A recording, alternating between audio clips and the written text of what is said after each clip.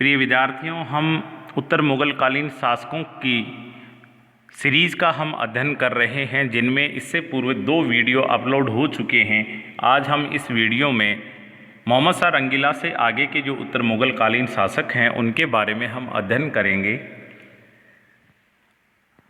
मोहम्मद शाह रंगीला के पश्चात उनका उत्तराधिकारी अहमद शाह बना। अहमद शाह मोहम्मद शाह रंगीला की एक जो नर्तकी थी उधम बाई का पुत्र था। अतः इसके शासनकाल में भी उधम बाई का सबसे ज़्यादा प्रभाव रहा। जैसा मोहम्मद शाह रंगीला के समय सबसे ज़्यादा प्रभाव उधम बाई का रहा, वैसा ही अहमद शाह के शासनकाल में भी सबसे ज़्यादा प्रभाव उनकी माता उधम बाई का रहा, जो एक नर्तकी थी। लेकिन इनके क्रियाकलापों से इनका वजीर था इमाद उल मुल्क, वो बड़ा परेशान हो गया और परेशान होकर उनके वजीर इमाद उल मुल्क ने अहमद शाह और उधम बाई दोनों की हत्या कर दी। तो इस प्रकार इनके शासनकाल के कोई ज़्यादा महत्वपूर्ण घटनाएं नहीं हैं। 1748 से 1754 इनका शासनकाल रहा।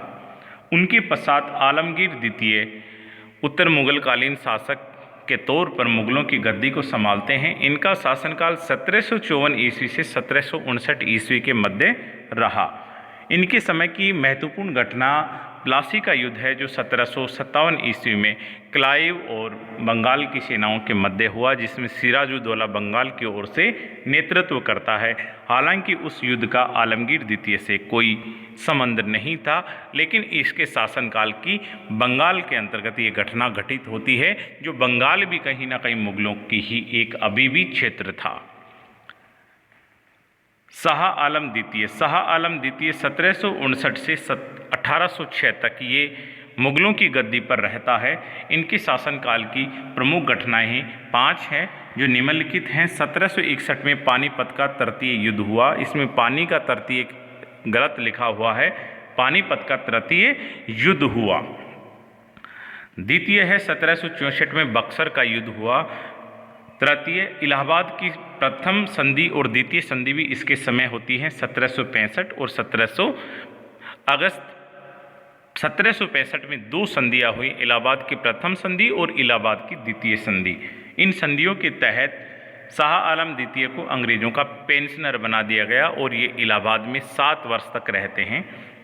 कालांतर में महादजी सिंधिया 1772 में, चूँकि उस समय मराठों का प्रभाव उत्तर भारत में हो गया था और मराठा भारत की सबसे बड़ी शक्तियों में से एक शक्ति थी, इसलिए महादजी सिंधिया ने इसको इलाहाबाद से लाकर दिल्ली में स्थापित किया और मुगलों की गद्दी पर इनको पुनः विराजमान किया। इसलिए 1772 से ये वापस दिल्ली की गद्दी पर बैठा। 1803 में कर्नल नेक ने दिल्ली पर अधिकार कर लिया और फिर ये पेंशनर बन गया और 1806 में इनकी मृत्यु हो गई। इस प्रकार इनके शासनकाल में 3-4 मुख्य घटनाएं हैं, जिनका इनमें ज़्यादा प्रत्यक्ष रूप से कोई योगदान नहीं था। 10वें नंबर पे हम देखते हैं उत्तर मुगलकालीन शासकों में अकबर द्वितीय। 1806 से 1837 में इनका शासनकाल रहा। जैसा पहले हमने अध्ययन किया कि राजा राम मोहन राय को राजा की उपाधि देने का श्रेय अकबर द्वितीय को था। ये अपनी पेंशन बढ़वाना चाहते थे, इसलिए इनको प्रिवी काउंसिल के समक्ष अपनी बात रखने के लिए इंग्लैंड की महारानी के पास इन्होंने भेजा। इसलिए उनको सम्मानपूर्वक राजा की उपाधि इन्होंने प्रदान की। इस समय इनके समय ब्रिटिश जो गवर्नर जनरल भारत में थे वो लॉर्ड एमहर्स्ट थे। तो लॉर्ड एमहर्स्ट के समय पहली बार किसी मुग़ल बादशाह के साथ बराबरी की वार्ता की गई और ये वार्ता मुग़ल बादशाह अकबर द्वितीय से हुई।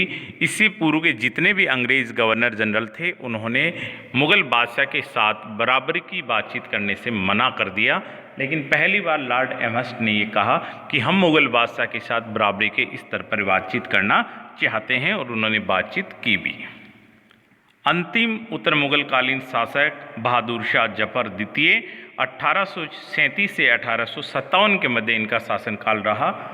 ये जफर इनके नाम के अंत में लिखा होता है, चूँकि ये जफर नाम से कविताएं और गज़लें लिखता था, इसलिए इनको बहादुर शाह जफर कहा जाता है या बहादुर शाह द्वितीय जफर कहा जाता है। 1857 की क्रांति जब हुई तो उस समय क्रांति का एक सर्वमान्य नेता के तौर पर बहादुर शाह जफर को माना गया और 1857 की क्रांति के समय जो मुग़ल बादशाह थे वो यही थे, और सभी क्रांतियों ने इनको आकर क्रांति का नेतृत्व संभालने के लिए इनको कहा और ये तैयार हुए। उसी क्रांति के समय हडसन के नेतृत्व में आई हुई अंग्रेज सेना ने हुमायूं के मकबरे से इनको पकड़ लिया गया और इनको रंगून बर्मा निर्वासित कर दिया गया, और वहीं पे इनका अंतिम जीवन समाप्त होता है। और 1862 में इनकी मृत्यु वहीं हो जाती है, और अपनी मृत्यु के समय इन्होंने कहा कि मेरी मृत्यु के समय मेरे देश की 2 गज ज़मीन भी मुझे नसीब नहीं हुई। तो ये हमने उत्तर मुग़ल कालीन शासकों का अध्ययन इन 3 वीडियो में किया है। बहुत ही संक्षिप्त वीडियो बनाए गए हैं और परीक्षाओं की दृष्टि से सभी मैटर्स को ध्यान में रखकर ये वीडियो बनाए गए हैं। बहुत बहुत धन्यवाद।